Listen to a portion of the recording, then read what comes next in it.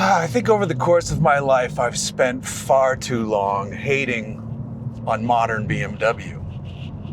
Yes, it's easy to pick apart their current design language choices. But the cars themselves are just masterpieces to drive. They remain so even in the face of increasing uses of electrification, the addition of all-wheel drive in a handful of models, more and more just automatic-only choices. Even in the face of all of that, the cars are just still truly stellar machines. But one of the best in the lineup in terms of just giving you a truly wonderful driving experience is this one right here, the M2.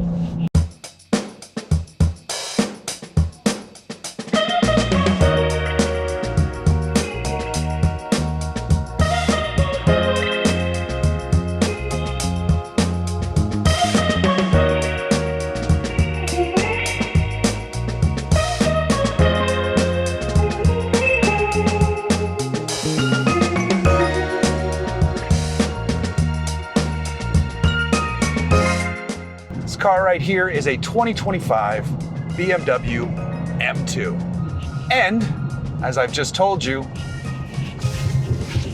it's fantastic. It is absolutely a wonderful, wonderful driving machine, whether you're just tootling to work in your daily commute or you find a curvy canyon road like this one.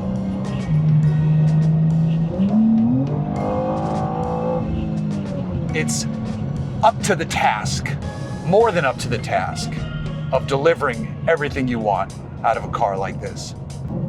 And the fun thing is, like, it can be as tight or as loose as you want it to be. The turn is fantastic.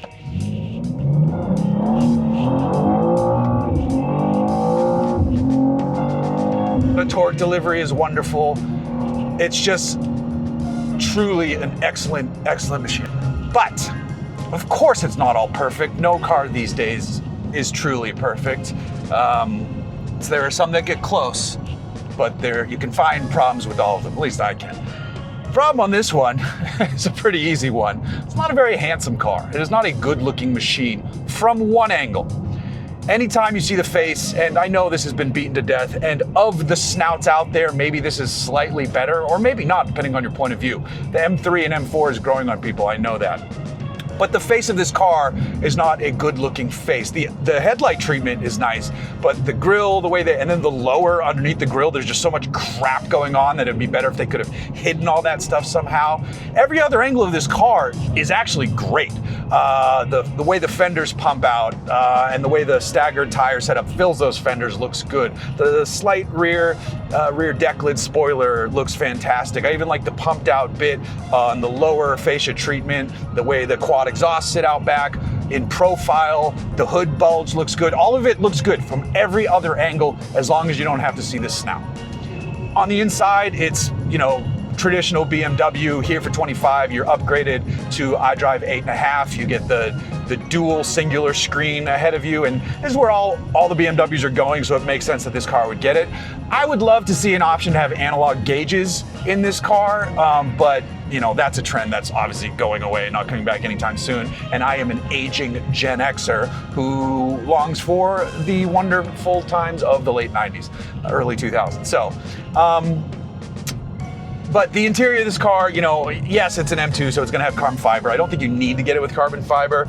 It has these insane seats, which are actually amazingly supportive, but I always laugh at the fact that they have that carbon fiber dick holster, or whatever you want to call this thing down here. Yes, I know this is so you can put racing harnesses in this car, and I do appreciate that. The lower cutouts, the upper cutouts, the carbon back, it's a hell of a seat. Just that lower bit for the anchor strap is pretty funny in a car. I'm curious what percentage of people actually put harnesses in this. If you do, great, it's ready to go. I'd have to guess most people aren't putting harnesses in these things. So, the other area I don't love about the interior, but this is my complaint about most modern BMWs, and this is super subjective, is that I just think their steering wheels are too thick. I hate how thick their steering wheels are. I know some people like a thicker steering wheel. The suede, the Alcantara on the outside of the steering wheel feels nice. The carbon fiber shift paddles are excellent. but I just like a thinner rimmed steering wheel. But I do love the M1 and M2 buttons ready to go on the steering wheel. So you get in the car and you have I like that you have 2 different modes, not just 1 different mode. 2 modes is awesome that they do that. Down here, this is the automatic gearbox, the 8-speed car, so you've got the BMW shift lever, and I like that the shift direction, if you wanted to use the shift lever to shift it yourself instead of the paddles, it's the proper orientation. Back for up gears, forward for going down gears. That's how that's how a gearbox like this should be positioned. A lot of car companies get that wrong, and it's really annoying. You're basically fighting physics if you're not, to some degree, but this is the way to do it. Back for up, forward for downshifts. Now, in terms of the driving dynamics, obviously a car like this with its 3-liter inline turbocharged 6-cylinder engine making 473 horsepower is just a recipe for excellence. They do still offer this with a 6-speed manual. You're down on torque in that car, but I don't think the people who buy it care that much, and I've heard that the manual gearbox in that car is fantastic. I have not driven it. This 8-speed, it's a fantastic gearbox, and you get significantly more torque. So there is the plus to getting this gearbox, and I think it's a no-cost option to jump to the automatic anyway.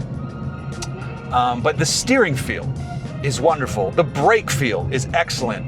The suspension damping, all of it is just fantastic. This is just a wonderfully dynamic machine. And that's what you want and expect for any BMW car with an M badge on the back. You have a nose that is eager to turn in and an ass that is happy to get sideways if you want to. It is just a wonderfully set up car, even with the short wheelbase. I put this car, when I first got it for the week, into traction off, blah, blah, blah, blah, blah. Casually leaving my neighborhood, not even trying to be an asshole, and it full off. Car stepped out, I wasn't expecting it, but it was super easy to catch. I was just laughing, I didn't mean to do it, and just because I just leaned into the throttle, not even that much, but enough where it was like, oh, you want to play? And I didn't, but still, it was super fun.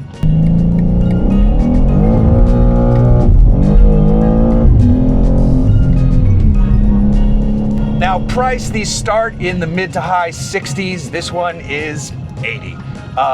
When you get all the M drivers and professional packages, the stuff that unlocks the higher top speed up to 177, all that good stuff. The drift analyzer, all the fun things, the price is gonna rise. And if you're buying one where the price rises, you're into M3 country at that point. And I personally would like the 2 extra doors. That's up to you. I have a 10-year-old and I would like her to be comfortable. She's been in the backseat of this thing. It's been fine, but that's because no one was sitting up front. But I like the idea of the 4-door M3 at the $80,000 mark. And you can still get those with manual gearboxes as well. The interior is gonna look basically the same. I like the short wheelbase of this M2, but the M3's longer wheelbase will be more appreciated at higher speed stuff. So, if you are gonna be driving these in a performance manner, figure out what type of courses you're gonna be on, what type of fun you're gonna be having, and go from there. All that said, I think my days of making fun of BMW are probably, because every time I drive one, I'm like, this thing drives so well. Even the SUVs, like all that, the electric cars are great. That, what was it, the i7 M50, blah, blah, blah, blah, blah, whatever that was, one of my favorite cars I've ever driven. That thing was so good. It was like an electric Bentley. So M2, no surprise that this thing is pretty friggin' awesome. It looks great in this Vegas red metallic paint on the outside. I feel like you don't see a lot of these in this red color. BMW does have some fantastic greens. I like that they have a good palette of colors in general, which is nice to see these days too. So many bland choices out there. So to wrap up, because now I'm mumbling here, rambling, M2, awesome. What'd you expect? I believe there's a new one on the horizon for 26, or if it's not new, it's the CS or competition crazy version coming out. But here, 2025, regular M2 with the automatic gearbox. This car absolutely rips.